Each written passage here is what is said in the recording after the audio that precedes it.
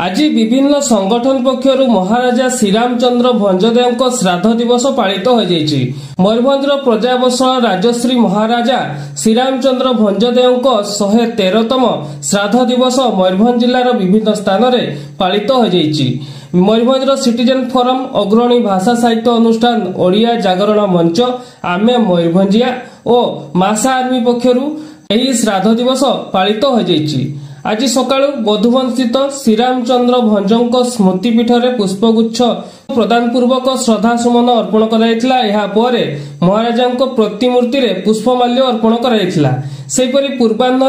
Mayurbhanj citizen forum सभापति तथा महाराणी रश्मि राजलक्ष्मी भंजदेव पौरोहित्य रे बारिपदा सहरर बेलगड़िया स्थित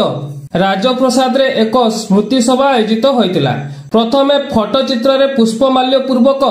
प्रदीप प्रज्वलन करा जाई अमर आत्मा उद्देश्य रे 1 मिनिट नीरव प्रार्थना करा जायतिला। एहा परे सभारे मंचासीन फोरम रो पृष्ठपोषक महाराजा प्रवीण चंद्र भंजदेव प्रतिष्ठाता पूर्णचंद्र बुगुडे, मयूरभंज अवसर प्राप्त सैनिक संघर सभापति कर्नल डॉक्टर अशोक दास महाराजा श्रीरामचंद्र भंजदेव स्मृतिचारण करथिले।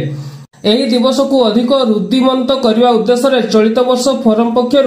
ए माटीर 15,000 रु ऊर्ध्व वीर अवसर प्राप्त सैनिकों को नहीं गठित जिला संघर 15 जन कर्मकर्ता को फोरम पक्षर उत्तरीय पुष्पगुच्छ दे संबर्धना प्रदान करा जायतिला। आज होची कार्यक्रम पुण्यश्लोक राजर्षि श्रीरामचंद्र भंजदेव आज होची 113तम तांकर श्राद्ध वार्षिकी। तेरे आज प्रकृत में आज गोटे एभली दिन मयूरभंज समग्र इतिहास जे मयूरभंज श्रीरामचंद्र जी की जुग जन्मा एभली भाव में सी समग्र पृथ्वी को भ्रमण करते एवं समस्त भारतवर्ष को भ्रमण करते एवं समस्त इंग्रेज शासक मान सहित सी निज भाई बंधु कुटुंब भली निज को सामिल करी अंततः से प्रजा को बहुत सुखर पालन करते जहाँकि जहाँ शासन समय को सुवर्ण युग कहुला मयूरभंज सुवर्ण युग से ही सुवर्ण युग प्रत्यावर्तन आउ मयूरभंज आज हो पारा भली ना जो भली विचारधारा तांकर जो भली न्यायिक चिंताधारा थिला जो भली कार्यक्रम तांकर थिला से चिरंतनी भाव इतिहास निहाती जाजन्यमान ही रहिबो स्वर्णाक्षर लिपिबद्ध ही रहिबो इतिहास श्रीरामचंद्र आज जाओ 113तम श्राद्ध दिवस आम मैंने श्रुति श्रद्धांजलि अर्पण करी निजको धन्य मन करूँ जे प्रभुंकर समाधि पीठ को आसी आम स्मृति तर्पण कर। आज महाराज श्री रामचंद्र भंजदेव को 113th डेथ एनिवर्सरी थिला और इना मयूरभंज सिटीजन फोरम को साइड रे आमी गोटे समस्त को जोड़िबा पई चेष्टा करूछन। तो गोटे सभा आयोजित हैला जेटारे हमर जते भी एक्स आर्मी को नुकमन थिले से मन को आमी संबोधित करले और सम्मानित करले। और आज जे भी हो हमर राष्ट्र आमी सबु जनरल सिविल नुकमन भी एते आराम रे रहउछन केने कि एमन सबु जोगी की रहउछन और एमन सबु रिटायर्ड नुको अछन से मन को भी दुख कष्ट हमको टिके बुझिबार कथा। और आशा करूछन कि प्रत्येक वर्ष गोटे मयूरभंज सिटीजन्स फोरम को गोटे कमिटी मीटिंग टा हेबो जेटारे हमें गोटे गोटे इश्यू को नहीं करी चेष्टा करबा कि ताको सॉल्व केमती करबा नहीं तो एटलीस्ट जे डिपार्टमेंट कंसर्न अछि तार आग्रे केमती आमी प्रोजेक्ट करी परिबा कि एटा एक पर्टिकुलर नुकमन को प्रॉब्लम्स अछि सेटा तापरे केमती ताको सॉल्व करी परिबा। और एटा करिके और हमें चाहूछन आगे ए रकम प्रोग्राम टा गोटे स्कूल रे भी जे आमी करी परिबा सेटा भल रहिबो। आमी चाहूछन हमर छुआ मन स्कूल कॉलेज स्टूडेंट्स भी जानन कि हमर मयूरभंज को हिस्ट्री कल्चर केते रिच अछि और सेटा को सेमान जते जानिबे ताको ग्रहण करबे तापरे सेटा को आगे नि जाई पारबे। धन्यवाद। आजिरो दिन 113तम श्रीरामचंद्र भंजकर वार्षिकी रे हमको सिटीजन फोरम जो सम्मान देले तापाई आमे चिर ऋणी। ये उत्सव भारी भल लगे बड़ माने हृदय स्पर्शी थिला। श्रीरामचंद्र को एते दान ताकू आउ थे रमंथन कला माने words can not express his contribution to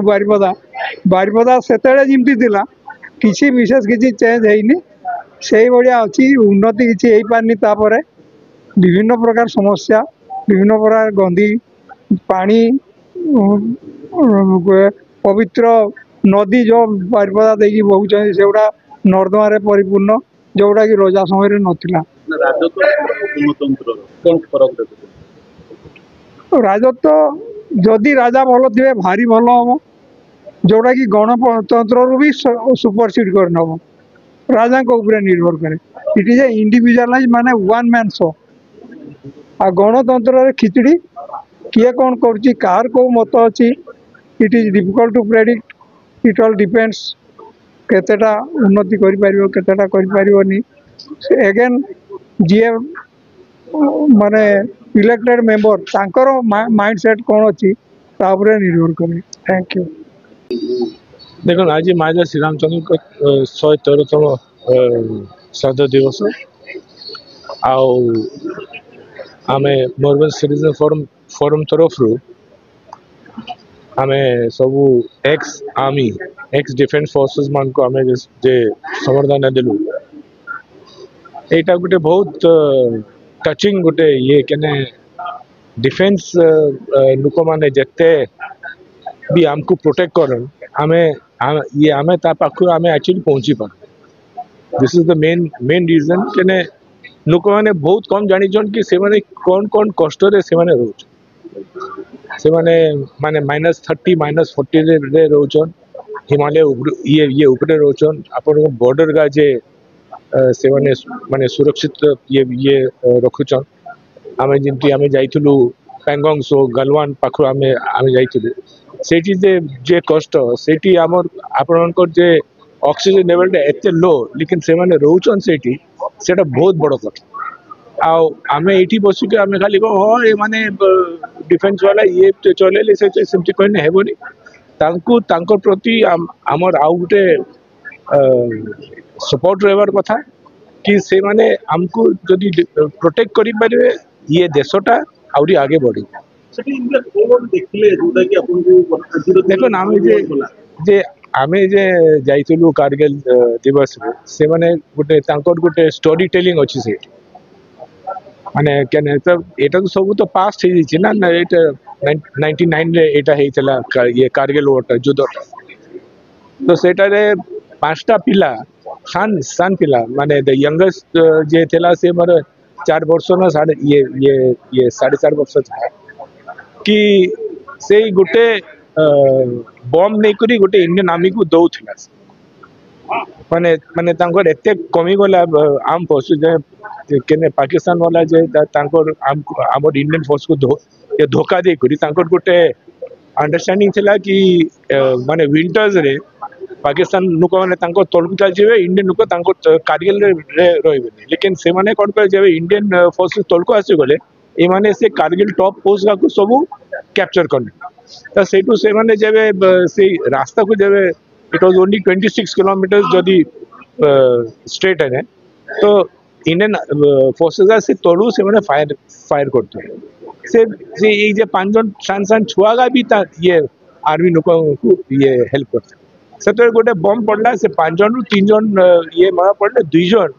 तांकर सांग मानकर बॉडी का उठी कर माने अपन जदि कथा सुनिबे बहुत बड़ा कथा अछि लेडीज माने केते तांकू सपोर्ट करले केते बहुत बड़ा अछि तो इट इज